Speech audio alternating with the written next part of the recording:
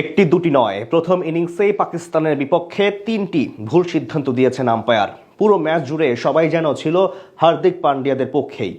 এমনকি টস পর্বের সময় সূর্যকুমার হাত মেলাতে চাননি পাক অধিনায়ক সালমানের সাথে। জাতীয় সঙ্গীতের সময়ও জন্ম নেয় নতুন বিতর্কের। পাকিস্তানি ক্রিকেটারদের সঙ্গে এমন পক্ষপাতিত্বমূলক আচরণ ও প্রতিপক্ষের দাদাগিরি নিয়ে বিস্তারিত জানবো রিপোর্টে। আইসিসি এবং বিসিসিআই যেন এক মায়ের পেটের দুই সন্তান। বরাবরই বৈশ্বিক টুর্নামেন্টগুলোতে ম্যান ইন ব্লুদের অধিক সুবিধা দিতে দেখা যায় ক্রিকেট নিয়ন্ত্রক সংস্থাটিকে। একই পথ অনুসরণ করে সমালোচনার কেন্দ্রবিন্দুতে থাকে এশিয়ান ক্রিকেট কাউন্সিল, যার প্রমাণ পাওয়া গেল আজকের ম্যাচেও। পাকিস্তানের ব্যাটাররা বিপর্যস্ত হলেও আজ তাদের প্রধান প্রতিপক্ষ যেন ছিল আম্পায়াররা। 11 জন নয়, বরং ফখর জামানদের মোকাবেলা করতে হয়েছে মোট 13 জনকে। এমনকি টস পর্বেও আজ অখেলোয়াড় সুলভ আচরণ করেন ম্যান ইন ব্লুদের অধিনায়ক সূর্যকুমার যাদব। ফুটবলে যেমন ব্রাজিল ও আর্জেন্টিনার ম্যাচ হলে গোটা বিশ্ব দুই ভাগে ভাগ হয়ে যায়, ঠিক তেমনি ক্রিকেট বিশ্ব বিভক্ত হয়ে যায় এই দুই দলের ম্যাচ হলে। তাই স্বাভাবিকভাবে আজ ক্রিকেট প্রেমীদের জন্য ছিল বৃহত্তম দিন। এবার টুর্নামেন্টে এ গ্রুপ থেকে আজ মুখোমুখি হয় তারা। সেখানে টসে জিতে আগে ব্যাট করার সিদ্ধান্ত নেন পাক কাপ্তান সালমান আলী আগা।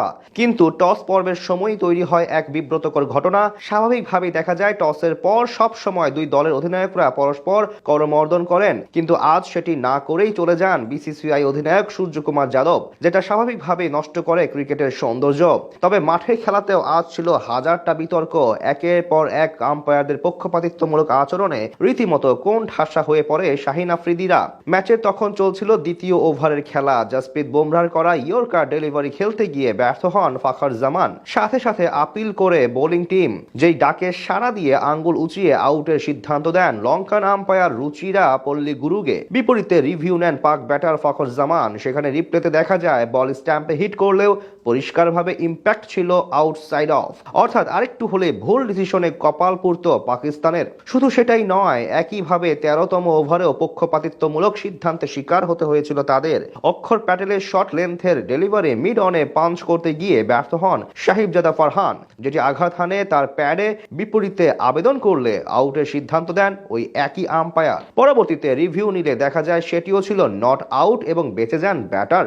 এর আগে 9ম ওভারে সালমান আলী আঘাকেও দেওয়া হয়েছিল ভুল আউটের সিদ্ধান্ত। সব মিলিয়ে আজ প্রথম ইনিংসে 3টি বিতর্কিত ডিসিশনের শিকার হয় পাকিস্তান, যেগুলো আরো বেশি মনোবল নষ্ট করে দেয় পাকিস্তানকে। এদিকে জাতীয় সঙ্গীতের সময়ও ঘটে অদ্ভুত এক কাণ্ড।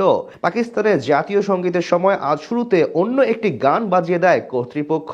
পরবর্তীতে আবার পরিবর্তন করা হয় সেটি, শুরু হয় জাতীয় সঙ্গীত পাকিস্তানের। এমন সব নানান অভিযোগ ছিল জসপ্রীত বুমরাহদের নিয়ে।